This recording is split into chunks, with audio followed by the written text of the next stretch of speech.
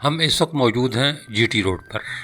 हमारे उल्टे हाथ को टी चौक, ये वो जगह है जहाँ से जो है वो जीटी रोड दो हिस्सों में तकसीम हो जाता है। मतलब अगर आप लाहौर की तरफ से आ रहे हैं तो आपने सीधे हाथ को टर्न करना है जी टी चौक से, और आप जो है वो इस्लामाबाद एक्सप्रेस वे पर आ जाएंगे और वहाँ से फैज़ाबाद से होते हुए इस्लामाबाद शहर में दाखिल हो जाएंगे। और अगर सीधे आएंगे तो रावलपिंडी शहर में दाखिल होंगे, जो आगे जेहलम रोड और फिर माल रोड और फिर पेशावर रोड बन जाती है। लेकिन हम जा रहे हैं रवात। रवात से आगे हमारी मंजिल है कल्लर सैयदा। अगर आप लाहौर की तरफ से आएंगे तो आपको टी चौक आने की ज़रूरत नहीं। रवात में जो है वो मैं चूँकि जो है वो रावलपिंडी से जा रहा हूँ तो मेरे सीधे हाथ को जो है वो चक बेली रोड आएगा, जबकि उल्टे हाथ को जो है वो कल्लर सैयदा की सड़क है, जिसका सरकारी नाम जो है वो है शारा कश्मीर, लेकिन आम तौर पर इसे कल्लर सैयदा रोड कहा जाता है। रवात से कल्लर सैयदा का फासला जो है वो लगभग 25 किलोमीटर है और 35 मिनट की ट्रैवलिंग है कल्लर सैयदा पहुँचने तक। दरमियान में जो है वो बहुत सारे देहात हैं दाएँ बाएँ, लेकिन सबसे बड़ा जो मार्केट कह लें या जो जगह कह लें वो चौक पिंडोरी आएगा। चौक पिंडोरी से जो है वो थोड़ा सा आगे जाएंगे तो यही शहर कश्मीर दो हिस्सों में तकसीम हो जाती है। उल्टे हाथ वाली जो सड़क है वो कल्लर सैयदा बाईपास कहलाती है और सीधे हाथ वाली जो सड़क है वो कल्लर सैयदा शहर में जाती है।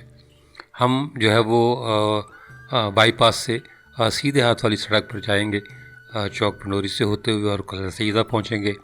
कल्लर सैयदा में फिर जो है ना वो दाएं मोड़ और बाएं मोड़ वाली कहानी है।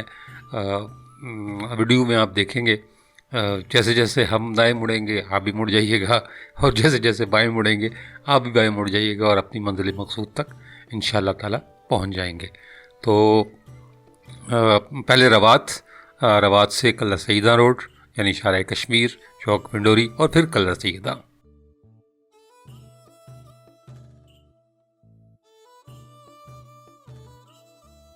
सबसे पहला नाम तो काज़ी अब्दुल रहमान साहब, ये मेरे साथ हैं, मौजूद हैं।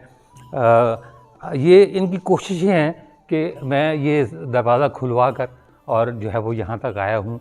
काजी साहब साजिद साहब ये जो है वो चौक पिंडोरी से हमारे साथ हैं और उन्होंने जो है वो इसको खुलवाने के लिए मेरा ख़्याल है कुछ दर्जनों फ़ोन किए हैं और कई दिन की कोशिशें भी इसमें शामिल हैं।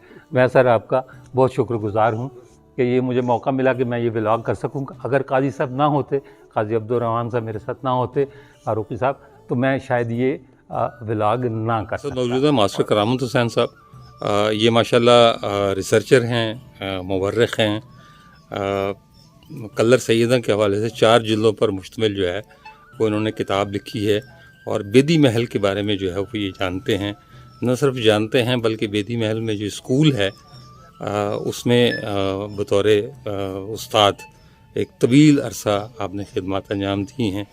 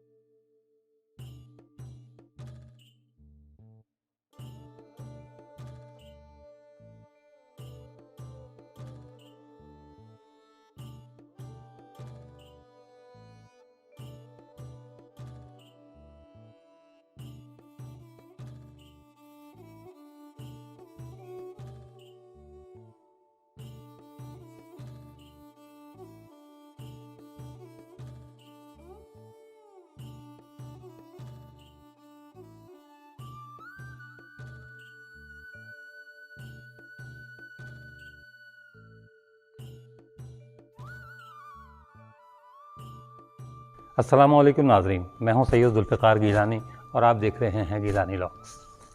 1890 ये वो साल है जब अंग्रेज़ अफ़गानिस्तान के साथ लड़ाई लड़ रहा था।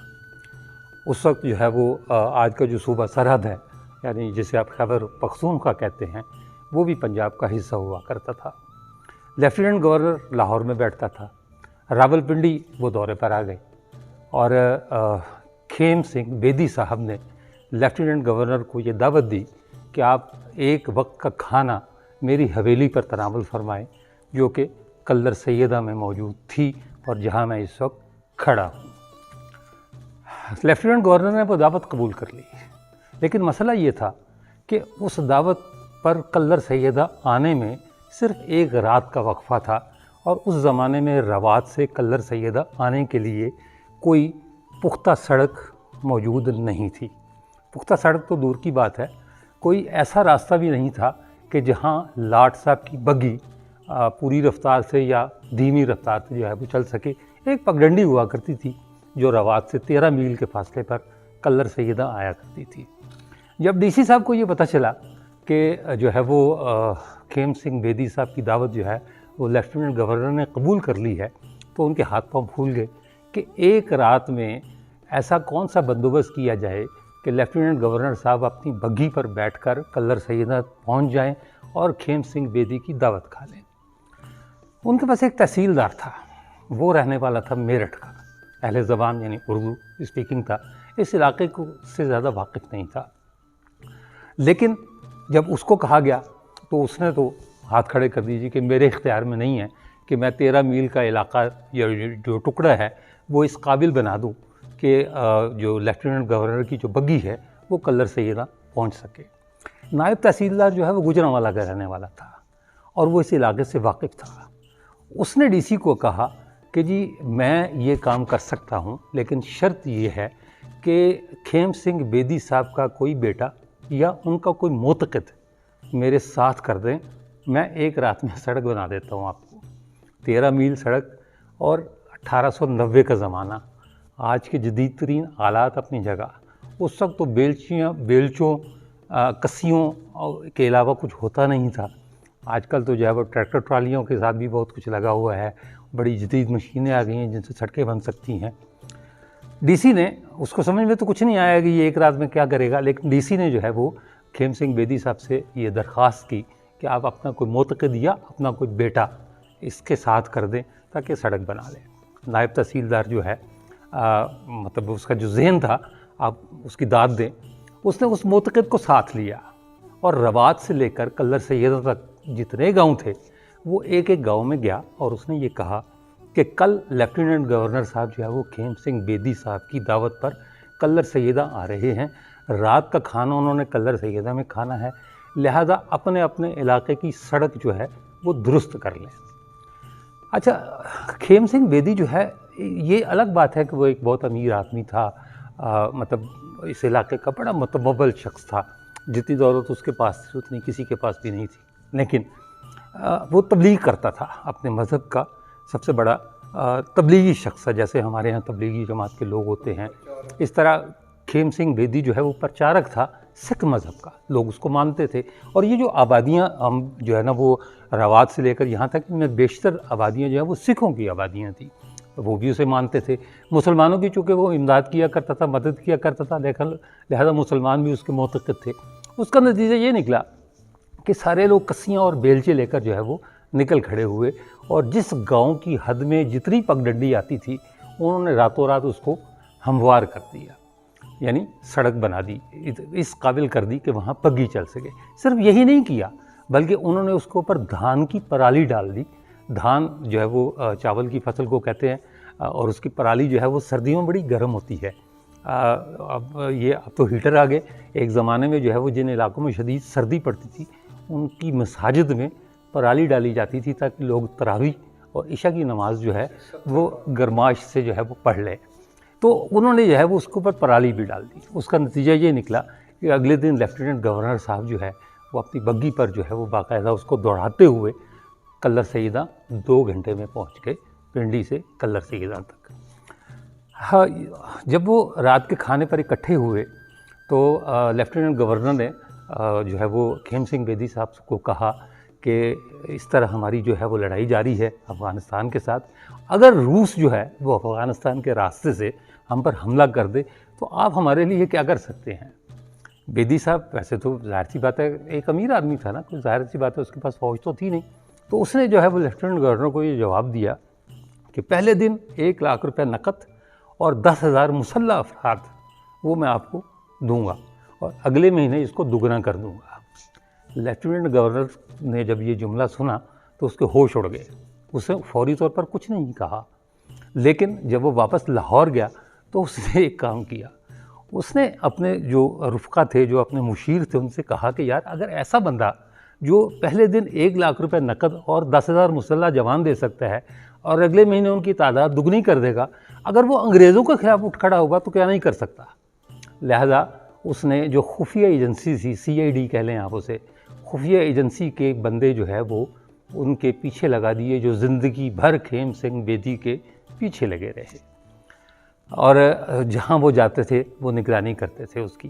ये अलग बात है कि अंग्रेज़ों ने उसके सर का खिताब भी दिया, हज़ारों एकड़ ज़मीन भी दी, लेकिन उसकी निगरानी नहीं छोड़ी, क्योंकि उन्हें ये अंदाज़ा हो गया था कि ये शख्स जो है वो सिर्फ अमीर नहीं बल्कि लोग इसके कहने पर चलते हैं। आज जो है वो हम ये जिस सहन में मैं खड़ा हूँ ये उसी खेम सिंह बेदी का महल है, जिसे आम तौर पर तो बेदी महल कहा जाता है, लेकिन मतलब जो है जो लोग हैं इससे बाबेदा महल कहकर मुखातिब करते हैं। बाबा ज़ाहिर सी बात है वही पंजाबी का लफ्ज़ है, दा का के मानों में इस्तेमाल होता है और महल महल है। तो आज हम आए हैं बाबेदा महल, अरसा दराज से बंद पड़ा है। खेम सिंह बेदी जो है इनके बारे में ये कहा जाता है कि इनके आबा अजदाद जो है वो औरंगज़ेब आलमगीर के दौर में आकर कल्द सैयदा में आबाद हुए। ख़ुद खेम सिंह बेदी जो है वो 1832 में पैदा हुए और 1905 में इनका इंतकाल हो गया। इनके वालिद का नाम इतर सिंह था, जो किसी ख़ानदानी झगड़े की वजह से जो है मेरा ख़्याल है गालिबन 1935 में या 1939 में जो है वो उन्हें कत्ल कर दिया गया था। ये जो इमारत है ये 1800 इसके बारे में मुख्तलिफ सन बताए जाते हैं। कुछ लोग कहते हैं 1820 में बनी, कुछ कहते हैं 1837 में बनी और कुछ ये कहते हैं कि 1850 से 1857 के दरमियान जो है वो इसे बनाया गया। इसका रकबा जो है वो 17 कनाल है और इसमें कुल लगभग ये 3 मंजिलें हैं। इसका कोई तहखाना भी था, अल्लाह जाने अब वो है या नहीं है, लेकिन इसमें 40 के लगभग कमरे हैं और जो है वो जिसमें खेम सिंह बेदी की जो है वो अपनी वो बड़ी पुरताइश किस्म की रिहाइशगाह भी थी, उनकी ख्वाबगाह भी थी, वो भी अभी आपको दिखाते हैं। अच्छा, खेम सिंह बेदी जो है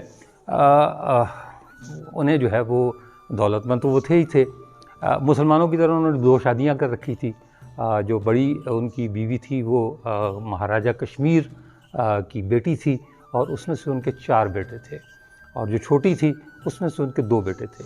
जो छोटी वाली थी उसके जो दोनों बेटे हैं वो यहाँ कल्लर सैयदा में रहे और जो बड़ी वाली थी यानी जो महाराजा कश्मीर की जो बेटी थी उसके जो 4 बेटे हैं वो साहिवाल में रहे।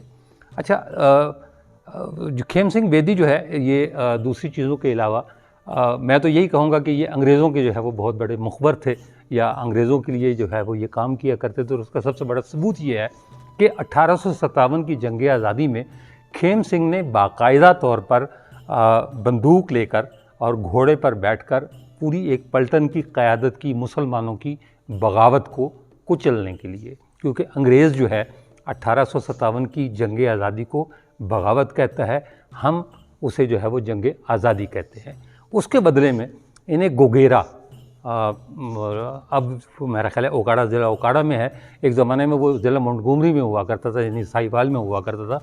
गोगेरा में जो है वो 3900 एकड़ ज़मीन जो है वो इन्हें अलॉट की गई थी। मजबूरी तौर पर 39 सिखों को 1857 की जंग में जो है वो खिदमत अंजाम देने पर ज़मीन दी गई थी। हर एक को 95 एकड़ मिली थी, लेकिन खेम सिंह बेदी को जो है 7,800 एकड़ जो है वो ज़मीन मिली थी। 3900 में गलत कह गया, 7,800 एकड़ जो है वो ज़मीन मिली थी। सर का खिताब मिला, मजिस्ट्रेट के इख्तियारात मिले और जो है वो मतलब जो है वो उनके असर रसूख का एक और वाक़या मुझे याद आ गया, वो भी मैं आपको बता दूं। एक दफ़ा जो है ये अपनी तबलीग के सिलसिले में नौशहरा गए हुए थे। नौशहरा कैंट पेशावर का जो है वो एक शहर है। इत्तेफाक से उसी दिन जो है वो commander in chief Indian army जो है वो भी वहाँ मौजूद था। चूँकि जो है वो बेदी साहब वहाँ मौजूद थे, लिहाजा उन्हें भी उस तकरीब में जो है वो मदऊ कर लिया गया। लेकिन जब हिंदुस्तानी सिपाही जो अंग्रेज़ फ़ौज में शामिल थे, उन्हें ये पता चला कि बेदी साहब यहाँ आए हुए हैं, तो उन्होंने कमांडर इन चीफ को सलामी देने से इनकार कर दिया। लोगों ने समझाया कि ये फ़ौजी रूल है, फ़ौजी तरीक़ेकार है, लेकिन उन्होंने कहा नहीं जी, हम बेदी साहब की मौजूदगी में अपने कमांडर इन चीफ को सलामी नहीं देंगे। इससे पहले कि कमांडर इन चीफ साहब जो है वो बगावत के जुर्म में उन फ़ौजियों को कैद करवाते, बेदी साहब खुद उठे अपनी जगह से, क्योंकि वो वहाँ पंडाल में मौजूद थे। उन्होंने हिंदुस्तानी फ़ौजियों को समझाया और जो है वो ये मामला तय पाया। ये खेम सिंह बेदी का असर व रसूख था। ये हवेली अरसा दराज से बंद पड़ी है। 1947 में जो है इसे जो है वो बंद कर दिया गया, मुसलमानों के कब्ज़े में आ गई। अच्छा, एक बात मैं आपको और बता दूं, यहाँ से कुछ फासले पर थुआ खालसा एक गांव है, जहाँ 200 सिख जो है वो कत्ल कर दिए गए थे 1947 के फसादात में। लेकिन ये वो वाहिद हवेली थी जहाँ इलाके के सारे सिख, जिनकी तादाद 5000 के लगभग बताते हैं, वो इस हवेली में जमा हुए और बाहिफाजत उन्हें यहाँ से हिंदुस्तान पहुँचा दिया गया। ये खेम सिंह बेदी का जो है वो असर रसूख का आलम था।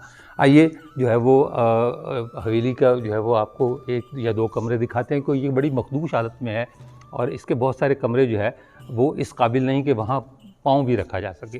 जो एक आध कमरा है, आइए दिखाते हैं वो आपको। और जो है ना वो आप देखिएगा किस अंदाज में बने हुए हैं वो कमरे। बेदी महल जो है ये 19वीं सदी के शुरू में इसकी तामीर शुरू हुई थी। तो ये उस वक़्त इसकी तामीर में जितना है ये मकामी पत्थर इस्तेमाल हुआ है, जो बीमा गंगाल और इन इलाकों से लाया गया था। जैसे कारीगर तराश कर ईंटों की शक्ल देते और फिर ये दीवारों में इसकी दीवारें बनाई जाती। जो ही हम बेदी महल के मेन गेट से अंदर दाखिल हों तो अंदर एक छोटा सा सहन आता था। उसके बाईं तरफ एक नहायत ही खूबसूरत और शाकार एक यानी कमरा नहीं था बल्कि एक बड़ा हॉल था, जो मेहमान खाना था बेदी ख़ानदान का, जहाँ पर अंग्रेज़ और जो दूसरे अफसरान थे उनकी दावतें हुआ करती थी। उसके बिल्कुल सामने छोटे छोटे कमरे शीशे थे बने हुए थे, जिनके दरवाज़े और दीवारें भी तकरीबन शीशे की थी।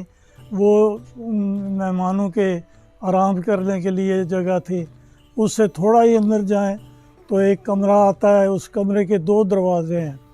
एक दाईं तरफ का दरवाज़ा जो है वो अंदर सहन में खुलता है, चौकोर सहन में, जिसके सहन के चारों तरफ जितने सिख मशाहीर हैं उनकी तस्वीरें, नायाब किस्म की तस्वीरें, गुरु नानक की तस्वीर भी उनमें मौजूद थी। लेकिन अब मुझे पता नहीं है, क्योंकि अब काफ़ी मखदूश हालत में बेदी महल, इसलिए वहाँ अंदर जाना ज़रा ख़तरे से खाली नहीं। अब वो है या वो ज़ाया हो चुकी है। इसके अलावा जितने मशाहीर हैं सिख कौम के, उनकी तस्वीरें चारों तरफ उस सहन में लगी हुई थी। और एक यानी नहायत ही खूबसूरत मंज़र अंदर जाते ही इंसान के सामने होता था। उससे चारों कोनों से सीढ़ियाँ जो है वो ऊपर बालाई दूसरी मंजिल में, बल्कि तीसरी मंजिल में कह ले, एक बेसमेंट थी, एक फिर वो पहली मंजिल थी, फिर दूसरी थी, फिर वो तीसरी मंजिल थी। उसमें चारों तरफ कमरे बने हुए थे। उनमें कमरों में और नीचे वाले कमरों में ये फ़र्क था कि नीचे जो जितने कमरे थे उनके आगे बरामदे बने हुए थे। ऊपर जो कमरे थे उनके आगे बरामदे नहीं थे, वो इसी तरह यानी खाली कमरे ही थे। उनके आगे सहन था, चौकोर सहन, और उस सहन के दरमियान में एक यानी मैन हॉल बना हुआ था हवा के लिए। काफ़ी बड़ा खुला मैन हॉल था और उसमें सनूबर की लकड़ी, तो उसके पास अगर हम खड़े हों जब बोते थे तो खुशबू आती थी उससे। सनूबर की लकड़ी से बना हुआ एक यानी चौखटा था, जो नहायत ही खूबसूरत यानी इस बिल्डिंग का एक खूबसूरत इजाफा था। और उस ऊपर आखिरी जो इसके 4 कमरे थे 4 कोनों में, आखिरी जो मंजिल थी बेदी महल की, उसके आखिरी कोनों में 4 कमरे थे जो वो अपने किसी मसरत में लाते होंगे, ये तो अल्लाह ही बेहतर जानता है। ये बेदी मालब जो है ये मखदूश हालत में है और इसकी छतें, इसकी दीवारें जो हैं वो तो इतनी चौड़ी हैं कि हर दीवार 3 फुट से कम नहीं है, कम से कम 3 फुट, क्योंकि ये पत्थरों की बनी हुई हैं तो कोई दीवार 3 फुट से कम नहीं है।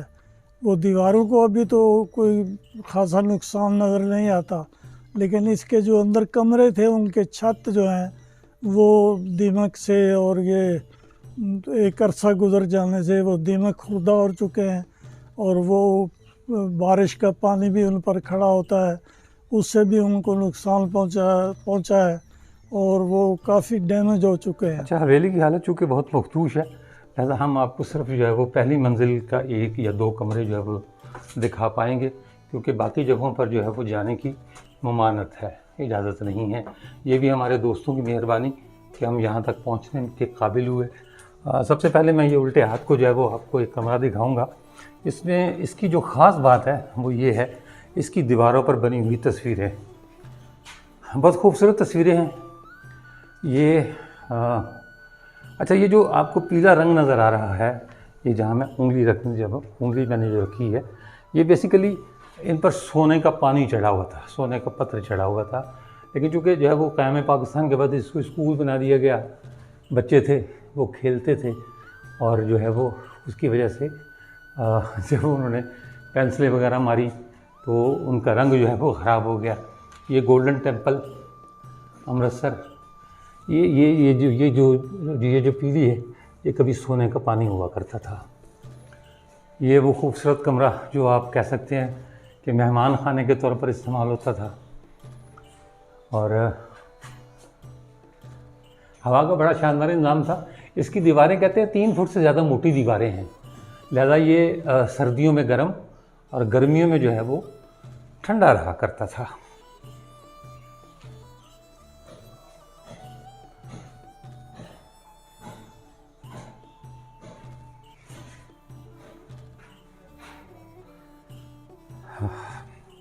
आइए अब आपको जो है वो खेम सिंह बेदी साहब की ख्वाबगाह दिखाते हैं।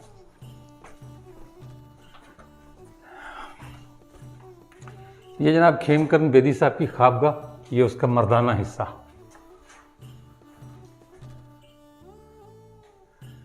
ये उसका मर्दाना हिस्सा है और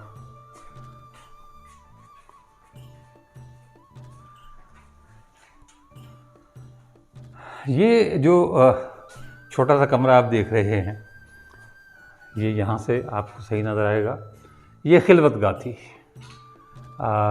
ये जो जालियाँ जो लगी हुई हैं ये बिल्कुल असल हालत में हैं, बाकायदा जो है वो लकड़ी की जालियाँ हैं और इन्हें जो है वो ब्लेड की मदद से तराश कर बनाया गया है। ये खिलवतगाह और इसके परली तरफ जो है वो जो उनकी अहलिया मोहतरमा थी उनका कमरा था, यानी ये जो है वो ज़नाना बेडरूम था, ख्वाबगाह थी ये जो है, और ये खिलवतगाह थी। ज़ाहिर यहाँ मास्टर बेड या डबल बेड टाइप की चीज़ होगी और वो जो है वो दूसरी तरफ उधर जाने की इजाज़त थी और इधर जो है वो खातून का कमरा। ये जो 7 कमरा नज़र आ रहा है जिसका दरवाज़ा बंद है, ये जो है वो ये खातून का कमरा था और ये जो है वो खिलवतगाह और उसके बाद जो है वो यानी हुजरा या रूसी आप इसको कह सकते हैं। उसके बाद खातून अपने कमरे में और जो है वो बेदी साहब जो है वो अपने कमरे में।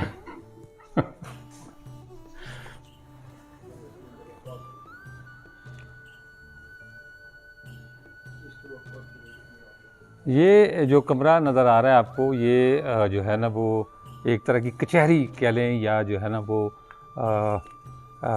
खेम सिंह बेदी साहब जो है वो यहाँ मुलाकात फरमाया करते थे।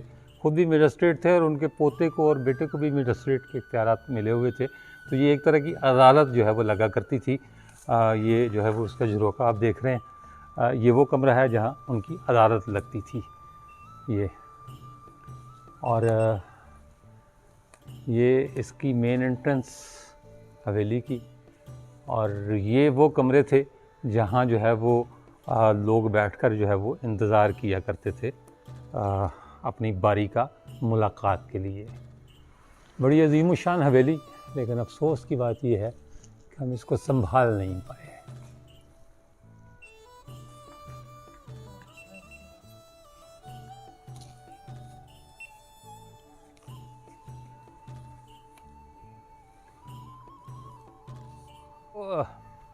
हवेली हमने आपको दिखाई।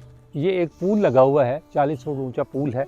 और मुझे सबसे ज़्यादा हैरत इस बात पर है कि 75 साल के बाद भी ये पूल जो है वो यहाँ नस्ब है, क्योंकि इसके ऊपर जो है वो पीतल की कृपान जो है वो बनी हुई है। और जब ये हवेली आबाद थी, इसके मकीन यहाँ रहते थे, तो इन पर बाकायदा सिखों का झंडा लहराया जाता था। और पूल मौजूद है, कृपान भी मौजूद है, लेकिन अब जाहिर सी बात है कोई झंडा लहराने वाला कोई रह नहीं गया। और ये जो है ये देखने को तो एक कब्र है, लेकिन ये कब्र है नहीं। ये जो है वो इसके बारे में ये कहा जाता है कि जो बेदी साहब का जो पलंग जो है वो निहारने वाले का कोई चबूतरा है या जो उसकी कोई यादगार है। इसके ऊपर गुरमुखी में भी लिखा हुआ है, वैसे तो जो है वो कलमे भी लिखे हुए हैं और कुरान आयात लिखी हुई हैं। और उसके ऊपर जो चादर पड़ी हुई है ये भी, इस पर भी जो है कुरान आयात लिखी हुई हैं। और लगता यही है कि ये किसी जो है वो मुसलमान की कब्र है। वैसे भी ये जो भी है, ये पलंग निहारने वाले का कोई यादगार है, चबूतरा है या जो कुछ भी है, लेकिन ये भी एक रिवाज रहा कि इस पर जो है वो हर जुमेरात को दिए जलाया जाया करते थे जब ये हवेली आबाद थी। मुसलमानों का ये कहना था कि इसमें हमारा कोई मजसूब दफन है, वो उसकी शान में दिए जलाया करते थे। और सिख ये कहते थे कि ये हमारी चूँकि मुक़द्दस जगह है, हम इसलिए दिए जलाते हैं। तो सिख तो रहे नहीं, सिख चले गए तो जो है वो दिए तो ख़त्म हो गए, लेकिन हमने अपनी ज़ईफ़ुल एतक़ादी के बायस जो है चबूतरों को कब्रें मानने का सिलसिला नहीं छोड़ा। और उसका एक सबूत ये है कि इस पर हर कोई नहीं पता कि ये क्या है, ये खाली चबूतरा है, कब्र है, कोई इसके अंदर है या नहीं। लेकिन हमने इसकी इज़्ज़त अफ़ज़ाई करते हुए इस पर एक चादर डाल रखी है, जिस पर बाकायदा जो है वो अहले बैत के नाम भी कंधा हैं, या अल्लाह भी लिखा हुआ है, कलमा तैयबा भी लिखा हुआ है। इससे आप अंदाज़ा लगा सकते हैं कि हम मुसलमान किसी भी के चबूतरे को कुछ भी मान कर उसके ऊपर ना सिर्फ चादर कशी करते हैं, चादरें डालते हैं, उनकी इबादत करते हैं, और जो है वो हम ये तस्लीम कर लेते हैं बग़ैर देखे हुए, बग़ैर किसी सबूत के कि इसके अंदर जो भी होगा हमारा कोई बड़ा होगा। यही इसी को ज़ईफ़ुल एतक़ादी कहते हैं। हम मुसलमान हैं, हमारा एतक़ाद जो है अल्लाह पर और उसके अंबिया कराम पर, औलिया पर मजबूत होना चाहिए, ना कि ऐसा कि जो भी ढेरी नज़र आए उसको हम इस हरी चादर से सजा दें। इसके साथ ही मुझे इजाज़त दीजिए, अगली वीडियो में फिर मुलाकात होगी, तब तक के लिए अल्लाह हाफ़िज़।